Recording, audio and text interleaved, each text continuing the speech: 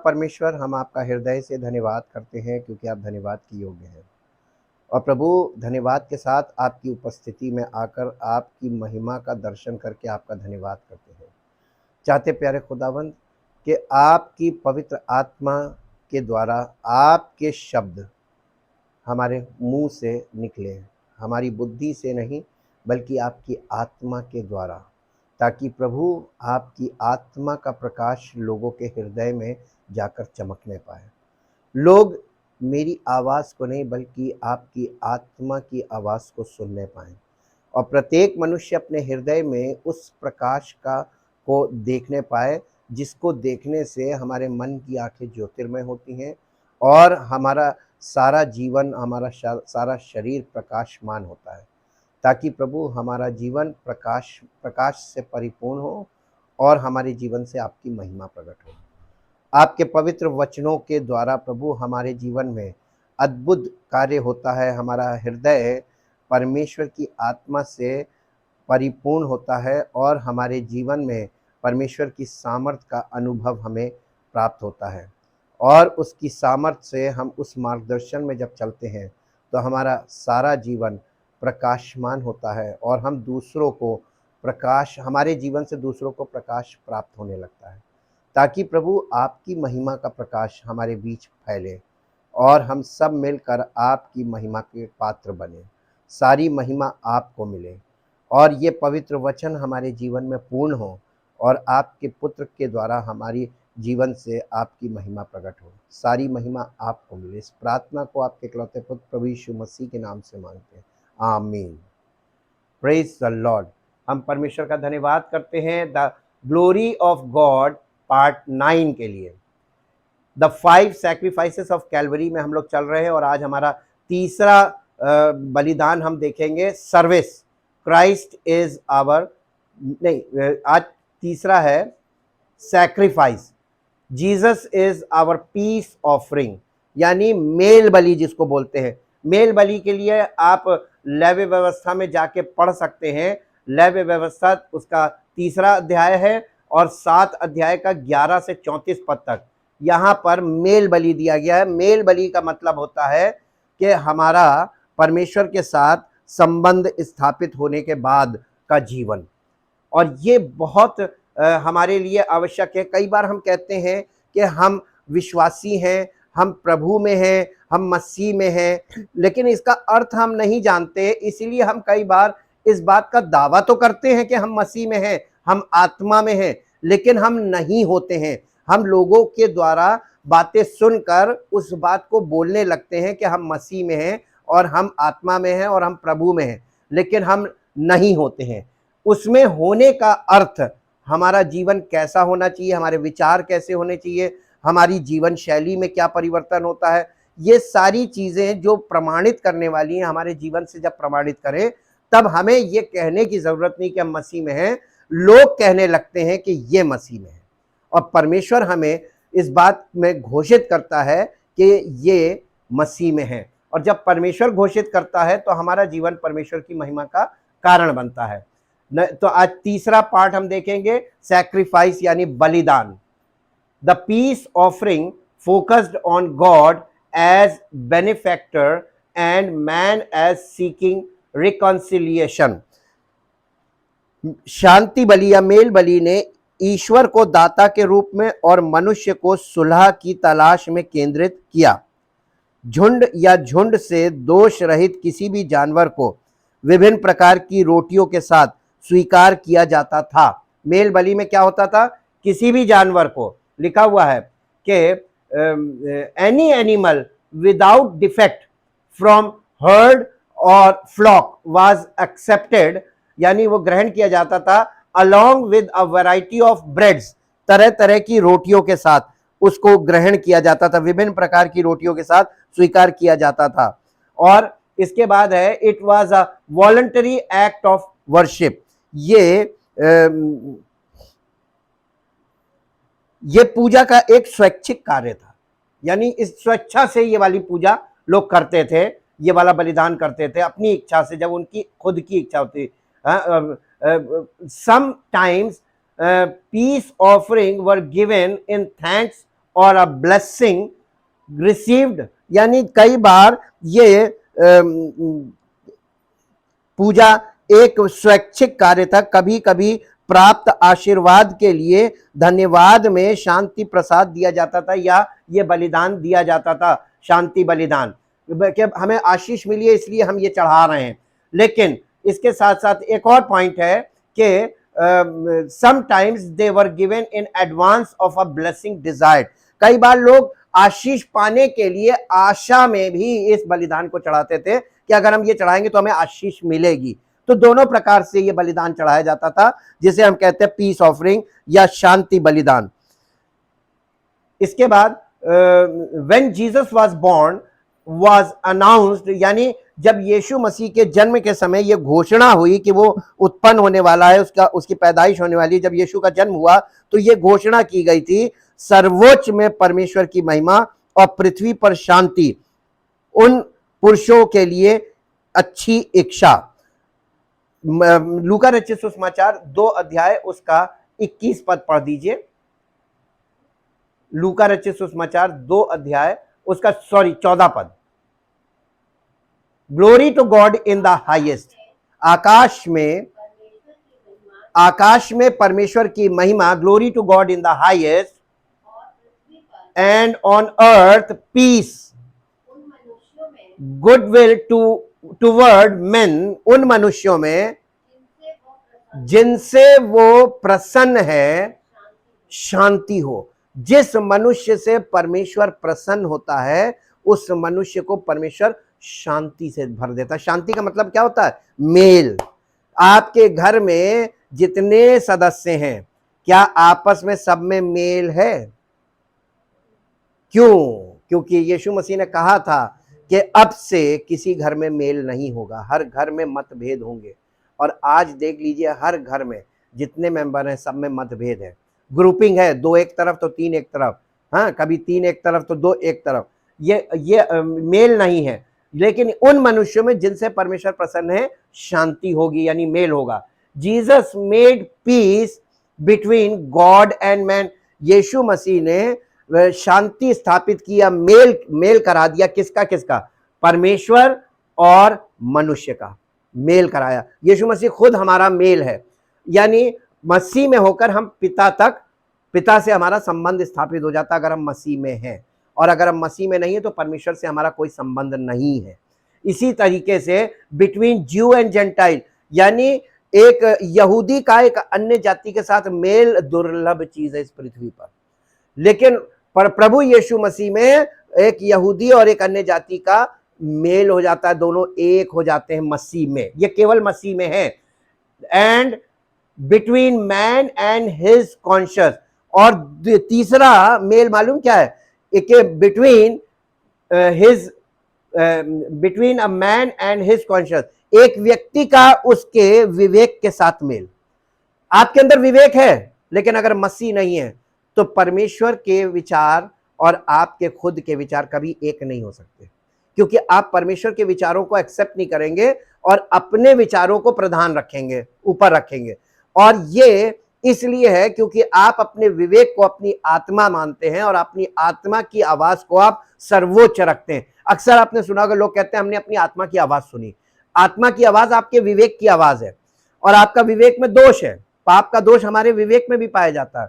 यीशु मसीह के बलिदान से हमारा विवेक निर्दोष हो जाता है, हाँ, और हमारे विवेक से जब दोष दूर होता है तब हमारे अंदर से आत्मग्लानि वाली चीज खत्म हो जाती है, क्योंकि हम गलत करेंगे ही नहीं। रोमियो की पत्री 5 अध्याय का पहला पद पढ़ेंगे। अतः जब हम विश्वास से धर्मी ठहरे तो अपने प्रभु यीशु मसीह के द्वारा परमेश्वर के साथ मेल रखें।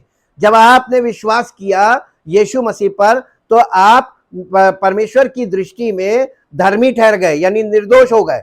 अब आप निर्दोष हो गए, उसके बाद आप शरीर में जीवन बिताएंगे तो आपको परमेश्वर जो आपको निर्दोष घोषित हुआ था वो वापस खत्म। फिर आप शरीर में पाप की क्रिया में चले गए और आप शारीरिक लालसाओं में फिर दिन बिताने लगे, तो आपको परमेश्वर बिल्कुल छोड़ देगा कि जाओ, तुम आए थे और चले गए। लेकिन अगर आपका मेल हो गया, उसके बाद आप मसीह में, अब यहां पर बहुत ध्यान दीजिएगा, अपने प्रभु यीशु मसीह के द्वारा पिता परमेश्वर से मेल रखे। परमेश्वर से मेल रखे का मतलब पिता, पुत्र और पवित्र आत्मा, तीनों से हमारा मेल होना चाहिए। हाँ, कई बार हम पिता के प्रेम में होते हैं, लेकिन मसीह का अनुग्रह नहीं होता। कई बार मसीह का अनुग्रह होता, पवित्र आत्मा की उपस्थिति और सहभागिता नहीं होती। ये तीनों चीज होनी चाहिए, पिता का प्रेम, प्रभु यीशु मसीह का अनुग्रह और पवित्र आत्मा की उपस्थिति और सहभागिता। ये जब तीनों चीजें एक लाइन में जैसी हैं, ऐसी अगर पूरी हो जाए, तब हम कहते हैं हम मसीह में हैं। वो व्यक्ति मसीह में है जिसमें पिता का प्रेम, प्रभु यीशु मसीह का अनुग्रह और पवित्र आत्मा की उपस्थिति और सहभागिता, यानी presence of the Holi spirit and the fellowship of the Holi spirit. ये तीनों चीजें हमारे अंदर एक साथ होनी है, तब हम कहते हैं हमारा परमेश्वर के साथ मेल है। और इसके बाद 5 अध्याय का 7 पद पढ़ दीजिए। और आशा से लज्जा नहीं होती, क्योंकि पवित्र आत्मा जो हमें दिया गया है, उसके द्वारा परमेश्वर का प्रेम हमारे मन में डाला गया है। हमारे मन में पैदा नहीं हुआ है जी, क्योंकि जब हम निर्बल ही थे तो मसीह, जो कि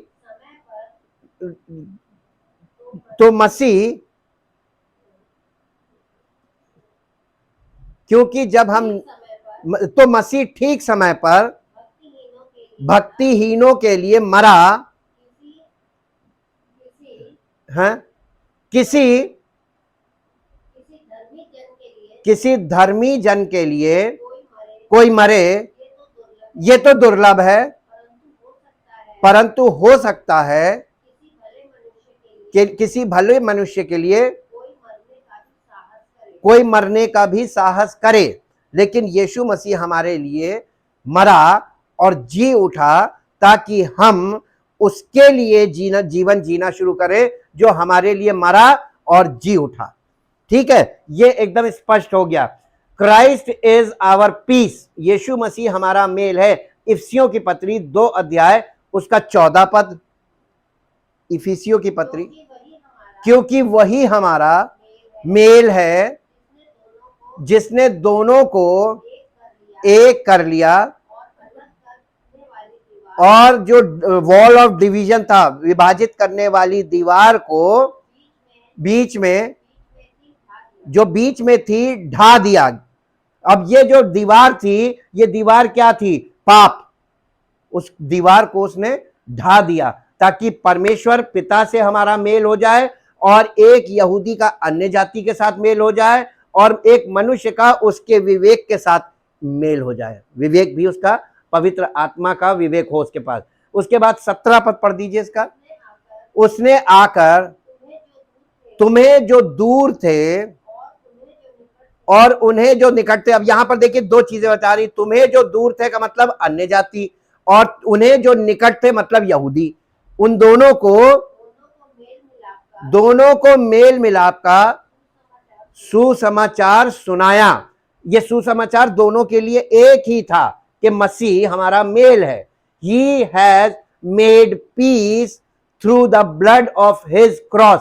वो क्रूस पर बहाए गए अपने लहू के कारण उसने हमारे लिए शांति स्थापित की, या मेल हमारे लिए मेल करा दिया हमारा। कुलस्सियों की पत्री उसका 1 अध्याय उसका 20 पद पढ़ेंगे। और उसके क्रूस पर बहे हुए लहू के द्वारा मेल मिलाप करके सब वस्तुओं का उसी के द्वारा से अपने साथ मेल कर लिया। कितने परम पिता परमेश्वर ने यीशु मसीह के द्वारा मनुष्य से मेल कर लिया, संसार के लोगों से मेल कर लिया कि अब आओ हम तुम्हें अपना बच्चे के रूप में ग्रहण करेंगे। लेकिन मेरे इकलौते पुत्र प्रभु यीशु मसीह के उस बलिदान के द्वारा जो प्रेस्क्राइब्ड हुए है, उसी में से आना है, और मसीह में ही तुम ग्रहण किए जाओगे। मसीह से अलग होकर तुम इंडिविजुअल कैपेसिटी में एक विश्वासी के रूप में कि हम भी विश्वासी हैं, ना कलीसिया से मतलब है, ना हमको सबसे इंपॉर्टेंट चीज है मसीह की देह, मसीह में का मतलब देह में। और अगर आप कलीसिया में एक स्थान नहीं अपना आपका कोई नियुक्त स्थान नहीं है कलीसिया में, तो आप मसीह में नहीं, आप कल्पना में मसीह में हैं, वास्तव में नहीं है। प्रैक्टिकली यानी फिजिकली और प्रैक्टिकली भी आपको कलीसिया में आपका एक स्थान होना चाहिए मसीह की देह में। आपकी बॉडी के अंदर एक अंग बाहर निकाल दिया जाए और कहा जाए तुम कल्पना करो कि तुम्हारे पास वो अंग है, विश्वास करो कि वो अंग है। कहां से है? जब अंग होगा फिजिकली तभी तो काम करेगा। जब अंग है ही नहीं, उपस्थिति नहीं है, तो उसकी जगह कौन काम करेगा? तो कलीसिया में मसीह की देह है और उसमें हम सब अंग हैं। तो अंग का ना होना कलीसिया में, तो ये तो एब्सेंस ऑफ ऑर्गन है, और ये नहीं है। आपको प्रेजेंस आपकी चाहिए, तो उपस्थिति अनिवार्य है। इसमें कोई आपके पास हाँ ना नू ये सब कुछ नहीं है। इसमें ये एक इंपॉर्टेंट चीज है। और इसके बाद the peace offering was a fellowship offering. ये जो पीस ऑफरिंग है, ये बलिदान, इसका मतलब है फेलोशिप। सीधा सीधा मतलब है फेलोशिप। क्यों और कैसे? जब यीशु मसीह ने क्रूस पर प्राण त्यागा, तो मंदिर का पर्दा, जो यहूदी मंदिर था उस समय वहां पर इजराइल में, जो मंदिर का पर्दा था ऊपर से नीचे तक दो टुकड़े हो गया, फट गया। और ये पर्दा फटने का मतलब ये था कि आप देखिए कि जब हम लोगों ने तंबू के बारे में अध्ययन किया था, तो जो उसका पवित्र स्थान था, वो पवित्र स्थान को मिलाप वाला तंबू कहते थे, यानी इंग्लिश में लिखा है टेंट ऑफ कॉन्ग्रीगेशन। लेकिन मेरे अंदर ये प्रश्न शुरू से था कि ये टेंट ऑफ कॉन्ग्रीगेशन कहते हैं। कॉन्ग्रीगेशन का मतलब होता है जैसे कलीसिया में ढेर सारे लोग आते हैं और बैठते हैं, उसको कॉन्ग्रीगेशन बोलते हैं। कॉन्ग्रीगेशन का मतलब सभा में आए हुए लोग। और ये कॉन्ग्रीगेशन तो उस तंबू में कभी गई नहीं। आप बताइए कहां पर वहां पर लोग उपस्थित हुए हैं, क्योंकि वहां बैठने का कोई स्थान था नहीं। एक तरफ मेज लगी थी, एक तरफ दीपदान था, और सामने की तरफ धूप की वेदी थी, ऑल्टर ऑफ इंसेंस। तो वहां पर कोई चेयर नहीं थी, कोई बेंच नहीं थी, कोई बैठने का स्थान नहीं था। लेकिन उसको कहते मिलाप वाला तंबू थे, और उसके पर्दे के पीछे परमेश्वर की प्रेजेंस थी, वाचा का संदूक था, उपस्थिति थी। तो वो कहलाता था, एक्चुअल में उसी को कहा जाता था टैबरनेकल, यानी परमेश्वर की उपस्थिति, निवास। और निवास के सामने का जो हिस्सा था कवर्ड एरिया में, वो कहलाता था टेंट ऑफ कॉन्ग्रीगेशन। अब ये टेंट ऑफ कॉन्ग्रीगेशन को यीशु मसीह ने जब प्राण त्यागा, तो मंदिर का पर्दा फट गया। अब ये बन गया था टेंट ऑफ कॉन्ग्रीगेशन। इसमें अब वहां पर वाचा का संदूक भी नहीं है, रोटी की मेज भी नहीं है, और वहां दीपदान नहीं है, और अब वो धूप की वेदी नहीं है। अब ये पूरा एक हॉल हो गया, और हॉल में जब आप आए तो ये हो गया टेंट ऑफ कॉन्ग्रीगेशन, जैसे कलीसिया में। जब आप कलीसिया में आके बैठे तो ये टेंट ऑफ कॉन्ग्रीगेशन है, और इस टेंट ऑफ कॉन्ग्रीगेशन में पिता, पुत्र और पवित्र आत्मा, ये तीनों स्पिरिचुअली यीशु मसीह के रूप में, क्योंकि ये मसीह की देह हो गई, और टेंट ऑफ कॉन्ग्रीगेशन जो है वो मसीह की देह है, और मसीह का आत्मा काम करता है वहां पे। पिता, पुत्र और पवित्र आत्मा तीनों यीशु में, मसीह में सदैव वास करते हैं। क्लियर? तो अगर मसीह में आप आए तो ये तीनों काम करेंगे टेंट ऑफ कॉन्ग्रीगेशन में, यानी मसीह की देह में। और ये तीनों में जब आप यहां पर फेलोशिप करेंगे, तो यही फेलोशिप है।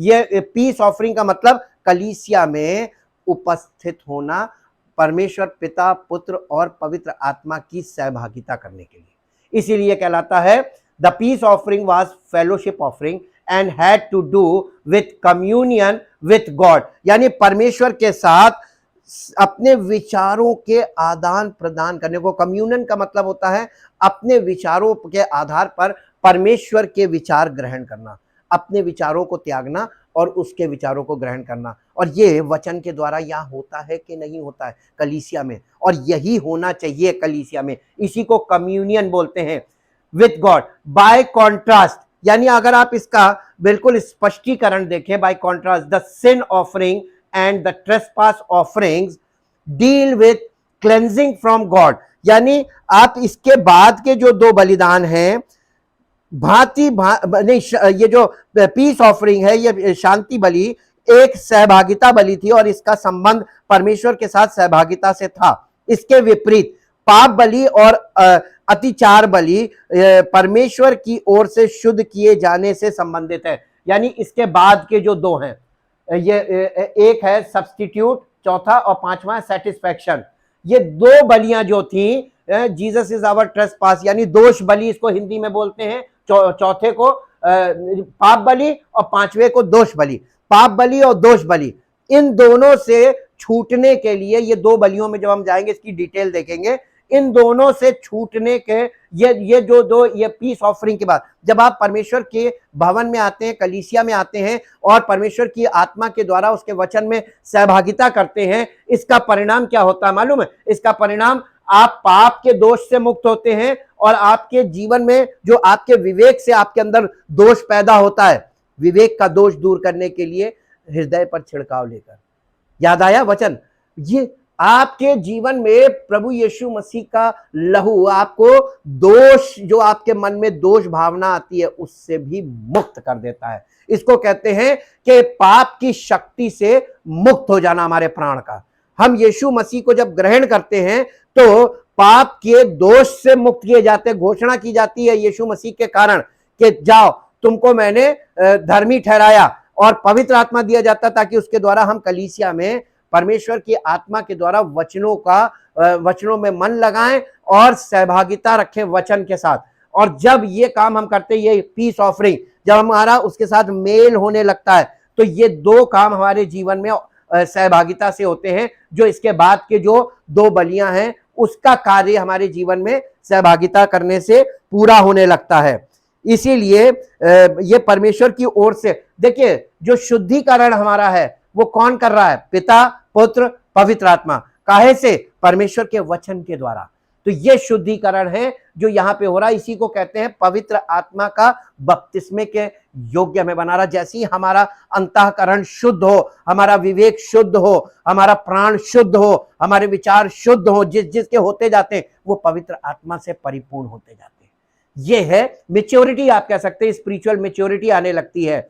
The peace offering was designed to provide expiation and permitted the one who made the offering to eat the meat of the sacrifice। ये इसका तरीका ये बताया गया है, शांति बलि को प्रायश्चित प्रदान करने के लिए डिजाइन किया गया था, और जिसने बलिदान दिया था उसे बलिदान का मांस खाने की अनुमति दी गई थी। अब याद कीजिए यीशु मसीह ने यहूदियों से क्या कहा था? जब तक तुम मेरा मांस ना खाओ और मेरा लहू ना पियो, तब तक तुम्हें अनंत जीवन नहीं मिलेगा। यीशु मसीह हमारा मेल है, हमको उसके मांस को खाना है। मांस का मतलब वो तो शारीरिक तौर पर शरीर देह सहित जीवित हो गया और स्वर्गारोहण हो गया। कौन सा मांस? मांस का मतलब उसके उस बलिदान को हमें खाना है। क्यों किया? इतना बड़ा काम किया, हमारे लिए मर गया, हम एकदम भयानक पापी और वो परम पवित्र, वो हमारे लिए मर गया। ये प्रायश्चित वाला जो विचार है, ये आपको केंद्रित करने के लिए, ताकि तुम उस पर, तुम्हारा ध्यान हमेशा केंद्रित रहे कि मेरे लिए वो मरा और जी उठा, ताकि हम भी उसके द्वारा अनंत जीवन के लिए जीवन जीना शुरू करें। हमारे विचारों को स्वर्गीय विचारों से जोड़ने के लिए, जमीनी विचारों से मन हटाने के लिए ये कार्य है। The expiation and permitted the only, ये इसके बाद है of the sacrifice. It was often given a joyous occasion। यानी ये जो मेल बलि है ये खुशी का संचार करती है। मान लीजिए कि हमको ये पता चल गया कि हम तो पापी हैं, हम परमेश्वर हमसे हमारे बिल्कुल विपरीत है और हम परमेश्वर तक कभी पहुंच ही नहीं सकते, तो हमारे जीवन में समस्याओं का समाधान कौन करेगा? हम प्रार्थना भी करें तो पापी की प्रार्थना नहीं सुनेगा। अब बताइए, एक ऐसा मनुष्य, असहाय मनुष्य क्या कर सकता है? दुखी और शोकित होगा। लेकिन जब उसको ये संदेश मिलता है, शुभ संदेश मिलता है, गुड न्यूज मिलती है, गॉस्पेल मिलता है कि प्रभु यीशु मसीह हमारा मेल है, उसने हमारे पापों के लिए बलिदान दे दिया, हमें उस पर केवल विश्वास करना है। और जब हम उस पर विश्वास करते हैं तो परमेश्वर का अनुग्रह, परमेश्वर का प्रेम हमें प्राप्त होने लगता है और हमारी छोटी छोटी समस्याओं का समाधान शुरू हो जाता है और हमारे मन में एक तसल्ली आ जाती, कोई तो है।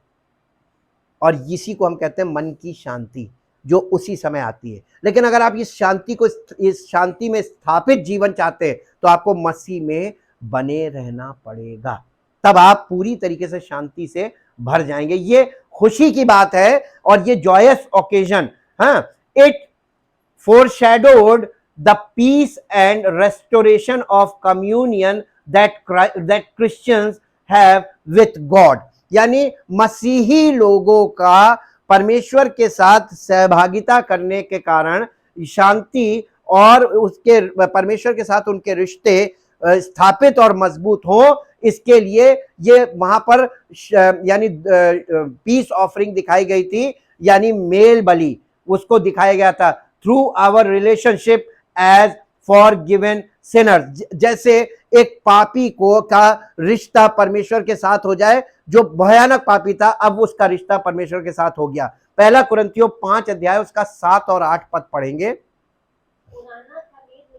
पुराना खमीर निकाल कर अपने आप को शुद्ध करो। ये हमको जो करना है, ये शरीर का काम नहीं है, ये हमारे मन का काम है। हमारे मन के विचार, हमारे मन में चलने वाले विचार, हमारे मन में पैदा होने वाले विचार, हमारी रीजनिंग, हम किस चीज को किस मापदंड से देख रहे हैं, किस नजरिए से देख रहे हैं, उन चीजों को हमें पुरानी आदतों को छोड़ना पड़ेगा। पुरानी आदत क्या है कि हम किसी व्यक्ति को जब गलत करता देखते हैं, हम कहते हैं बड़ा गलत आदमी है, इसको ऐसे नहीं करना चाहिए। एक शारीरिक व्यक्ति, पापी व्यक्ति जो कर रहा है, उसको ये बात तो उसको भी मालूम है कि उसे नहीं करना चाहिए। जब वो उसका गुस्सा शांत होगा, कहेगा मैंने गलत किया, पछताएगा।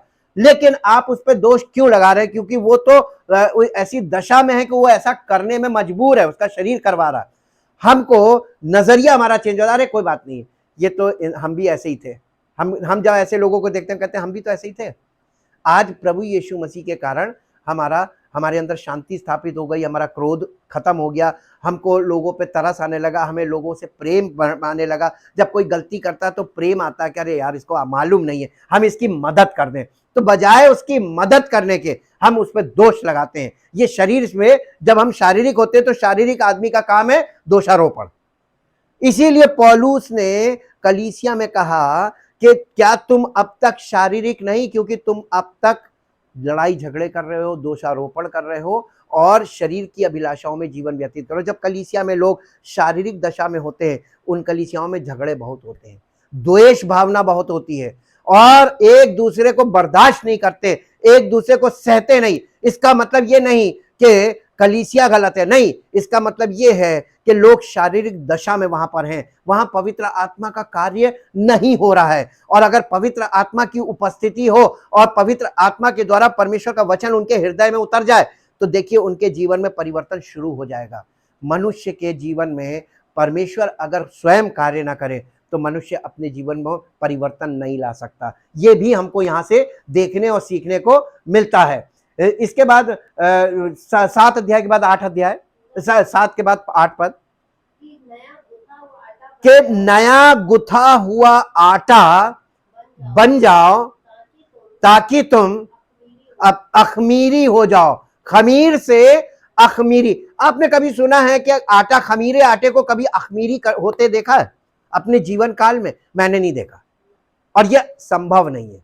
यानी ये असंभव चीज परमेश्वर के द्वारा संभव है। हम खमीरा हैं, यानी हमारा पुराना मनुष्यत्व खमीर है, खमीर से भरा हुआ है, पाप से भरा हुआ। खमीर हमने बताया था ना, पाप को दिखाता है। और हमारे जीवन से, हमारे प्राण से, हमारे विचारों से, हमारे हृदय से वो पाप की प्रवृत्ति खत्म हो जाए, पावर ऑफ सिन निकल जाए। ये कैसे संभव है? हाँ, मसीह में ये संभव है, केवल मसीह में ही संभव है और कहीं नहीं संभव है। कोई दूसरा रास्ता नहीं जहां पर यह संभव हो। The only way, the way is Jesus Christ through the church. कलीसिया के द्वारा मसीह में यह संभव है। जब आप कलीसिया का अभिन्न अंग बनते हैं फिजिकली, तो स्पिरिचुअली आपके अंदर से वो खमीर यानी पुराना मनुष्यत्व वो निकल जाता है और परमेश्वर की ओर से मसीह का स्वभाव, अखमीरी का मतलब मसीह का स्वभाव, वो मनुष्यत्व जो यीशु मसीह का स्वभाव है वो आपके अंदर स्थापित किया जाता है मेल बलि में। ये मेल बलि वो चीज है कि आपका परमेश्वर के साथ आपके स्वभाव को हटाकर मसीह का स्वभाव आप में स्थापित करना, इसलिए मेल बलि ये फेलोशिप वाली है। इसके बाद इसी का पहला कुरिन्थियों 10 अध्याय का 16 से 18 पद पढ़ेंगे। 10 अध्याय 16 से 18 पद। वो धन्यवाद का कटोरा जिस पर हम धन्यवाद करते हैं, क्या मसीह के लहू की सहभागिता नहीं? वो रोटी जिसे हम तोड़ते हैं, क्या वो मसीह की देह की सहभागिता नहीं? इसलिए कि एक ही रोटी है, तो हम भी कलीसिया में कितने हैं? बहुत हैं। जितने मसीही हैं कलीसिया में, हम भी जो बहुत हैं, एक देह है मसीह के, यानी मसीह की देह में आकर हम एक देह बनते हैं, हम सब अंग बन जाते हैं मसीह का, क्योंकि हम सब उसी एक रोटी में भागी होते हैं।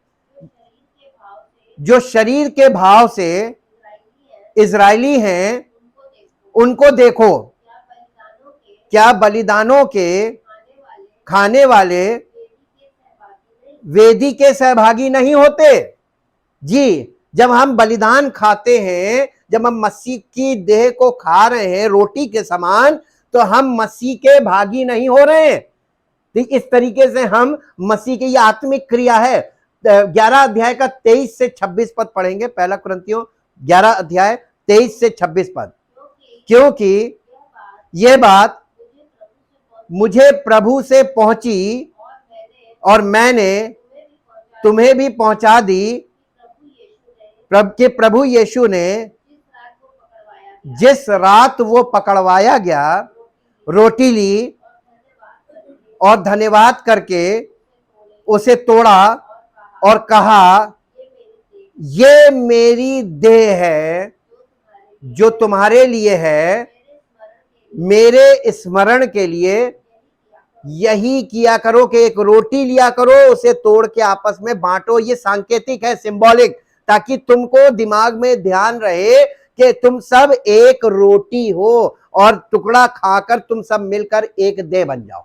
इसी तरीके से, इसी रीति से उसने ब्यारी के पीछे कटोरा भी लिया और कहा, ये कटोरा मेरे लहू की नई वाचा है, जब कभी पियो तो मेरे स्मरण के लिए यही किया करो।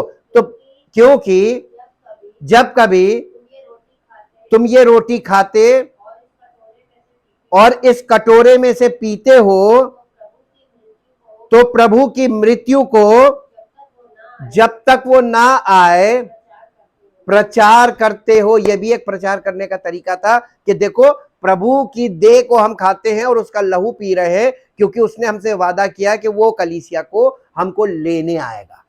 तो उसके इस वायदे को स्मरण करते हैं और दूसरों के लिए ये हम छाप छोड़ते हैं कि हम उसकी मृत्यु और पुनरुत्थान के भागी हैं मसीह की देह में।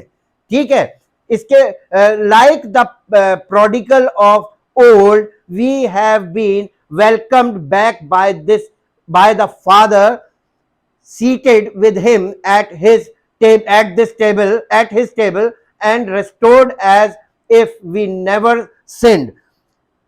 इसका मतलब ये हुआ है कि उन पुराने जमाने के उड़ाऊ की तरह पिता द्वारा हमारा स्वागत किया गया है, उनके साथ उनकी मेज पर बैठा है और इस तरह बहाल किया गया है जैसे हमने कभी पाप नहीं किया। परमेश्वर की उपस्थिति में पाप मुक्त होने के बाद हम ऐसे हो जाते हैं जैसे हमने कभी पाप किया ही नहीं। और ऐसा कौन कर सकता है? पिता, पुत्र, पवित्र आत्मा तीनों काम करते हैं मसीह में, और मसीह में तीनों की प्रेजेंस है। और मसीह की देह में जब आप आते हैं तो आपके जीवन में पिता, पुत्र, पवित्र आत्मा तीनों काम करते हैं और आपको मसीह की देह का अंग बनाते हैं, ताकि आप अनंत जीवन के वारिस हों और परमेश्वर के राज्य के भी वारिस हों और मसीह के संगी वारिस हों और मसीह की महिमा के वारिस हों। और मसीह की जब वो महिमा पाता है आपके जीवन से, तो आपको भी वो अपनी महिमा में से महिमान्वित करता है। Thank you, thank you, thank you Lord. परम पिता परमेश्वर, हम आपका हृदय से धन्यवाद करते हैं अद्भुत योजनाओं के लिए जो आपने अपने पुत्र के बलिदान के द्वारा जो योजनाएं सब विश्वास करने वालों के लिए रखी हैं। जब तक पवित्र आत्मा आपके वचन में ले जाकर हमको ये चीजें दिखाता नहीं है, समझाता नहीं है, और जब तक हम इन चीजों पर विश्वास, इन बातों पर विश्वास नहीं करते, तब तक हमारे जीवन में इनका कोई भी प्रभाव नहीं होता। लेकिन हम विश्वास करते हैं, मान लेते हैं प्रभु कि आपने ये सब कुछ हमारे लिए कर दिया है और हम मसीह के साथ कलीसिया में मेल भाव के साथ एक है। पिता, पुत्र, पवित्र आत्मा के साथ हमारा मेल, यानी हमारा अपने सब विश्वासी कलीसिया के सब अंगों के साथ मेल, सब विश्वासियों के साथ ऐसा मेल जैसा देह के अंदर अंगों में होता है, ताकि सारे अंग मिलकर ऐसा काम करें कि अंगों के कार्य से देह की तरक्की हो और मसीह की महिमा प्रकट हो, ताकि उसी का नाम महिमा पाए। इस योजना के लिए हम धन्यवाद करते हैं और धन्यवाद के साथ इस प्रार्थना को आपके इकलौते पुत्र प्रभु यीशु मसीह के नाम से मांगते हैं। आमीन। Praise the Lord. परमेश्वर आपको आशीष दे।